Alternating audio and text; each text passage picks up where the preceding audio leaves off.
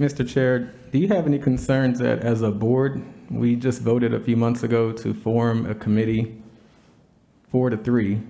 You were the fourth vote. That's correct. And this is a committee to evaluate the names of our schools, being that, you know, frankly, it's uncomfortable that we have some schools, more than one, named after Confederate soldiers to uphold Confederate values.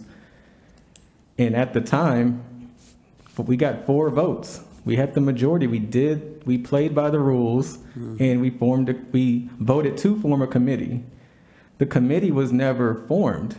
You were in the process of getting members together, decided, from what I'm hearing it got a little complicated, didn't seem like it was the right way to go, and you had a personal decision to say, you know what, I think we should go a different direction, and now we're bringing it back up for a vote just a few months later before we didn't even do what we voted to do. The committee has not been formed. And when we spoke on the phone, you mentioned you were concerned about having a lot of outside influence for a board. And we literally said, oh, well, I thought you were just going to say, okay, well, a committee can be 2 or 3 board members. That can be a committee, which then will fulfill your concern of keeping it within the board.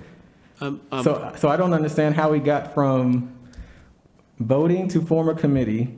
The committee, we did not do what we voted to do. And now we're voting to undo what we voted on a few months ago. Do you not see a problem with that? Like, that seems logical? No, I don't. I think It seems logical? Like I just said, we made that decision. I was forming that committee.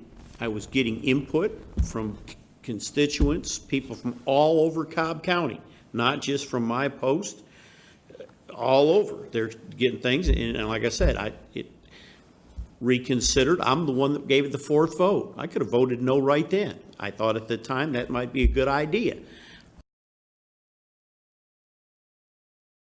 In September, some of my classmates spoke about why the name Joseph Wheeler does not represent our exceptionally diverse student body, and this is emphatically true. Now, I'd like to submit another piece of evidence demonstrating the true injustice of this name. The fact that our high school was named in 1965, the exact same year that Cobb integrated, and 11 years after Brown versus Board of Education. This school was not named to honor a general. It was named to intimidate and ostracize, to display hostility towards the new students in the 60s, and to misrepresent our students today.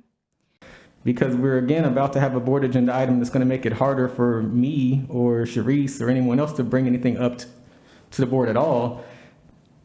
I guess maybe I'm trying to express how this is so crazy that we're doing this. We just voted to do it, and we didn't even complete the job. And we're going to undo something that was half done. We're about to vote on that. So I just wanted to share, this is an example. This is a blatant example of systemic racism, how it finds its way in systems. This is an educational system to talk about school names. And this is an example of racism. And so just know that everybody here is watching it, and you're either watching it happen or you're actively participating to be a part of systemic racism. For the record, I take objection to that. I take That's your objection to what you're opinion. doing. That is your opinion. It is not mine. I personally take objection to that, Dr. Howard. And I personally take objection to the systemic racism that you're helping to perpetuate. That's an opinion. Let's go on further with policy. You go to a basic. school with a Excuse me, Confederate Dr. soldier. Howard. I am Put not a that name on it. Confederate. I didn't say that. I said you go to a school that's named after a Confederate soldier and say, well, we'll talk about it later. Oh, maybe we'll talk about it later. It's Dr. always Howard, later. we are. Please know, though I figure you already know, that you are silencing hundreds of students you claim to represent and protect. I would also like to add that systemic racism is not an opinion, it is a reality, and it's upsetting that you continue to stall. I am currently taking U.S. government and politics, learning about the very processes that run this country. It has been disheartening to see that the actuality of democracy, even on such a local scale, is lacking in equality and representation. Not only are the policies designed and changed to stall important matters and silence certain voices, but the board members themselves have been fairly disrespectful.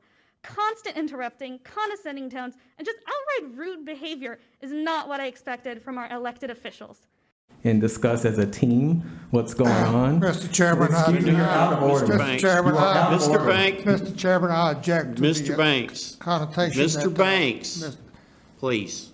Well, he's Let just that- put. he's- Mr. Banks, you're he's out of order. Making dispersions on the You are- board members, and I object to that. Mr. Chair, may I finish? I'm being interrupted again. Well, don't talk anymore. Mr. Thank Banks, you. Mr. Now Banks. you hear it. I want everybody in the public to hear what's going on, and this is part of the discussions. This is another maneuver to silence the voices of the minority Your statements of are this. false. I'm getting interrupted again, Mr. You're- Chair.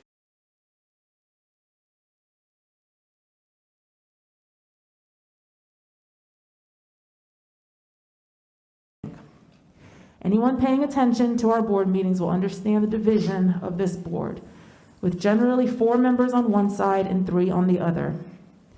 This motion changes an existing policy that ensures there is a path for board members in the minority to do the job that they are sent to do and that the state constitution requires. In addition to silencing residents of Post 3, this agenda item seeks to silence the people in Post 2 and 6, whose representatives sit on this board. We were elected to these positions just like you were. As the school board member for Post 6, I want the residents that live around Walton High School, Wheeler High School, Dodgen, Dickerson, and East Cobb Middle Schools, Timber Ridge, Mount Bethel, South Creek, Bromley, Teasley, and Argyle to know what is happening here. That although you elected new leadership 2 years ago to represent you, that 4 board members who think that their sole job is to protect the superintendent have decided your voice does not matter. And I would ask my colleagues, what are you so scared of? Also to hold our meetings to a realistic length of time so that we're not putting items on the board that really have very little or no merit in the future.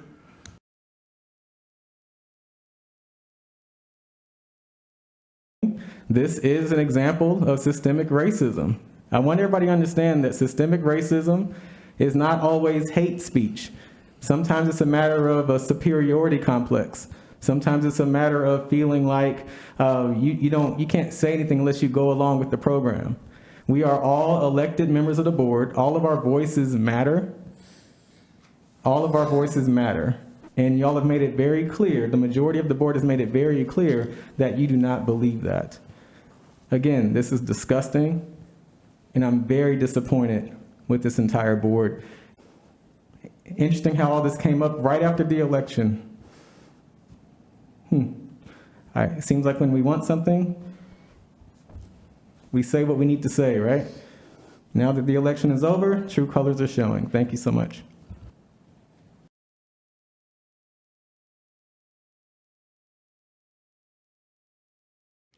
Earlier today, the board was presented with the opportunity to prove to us, Cobb County students, that you truly care about what we have to say, that you recognize that our public education in Cobb County schools, which I'm incredibly proud of, has prepared us for this moment and this greater movement.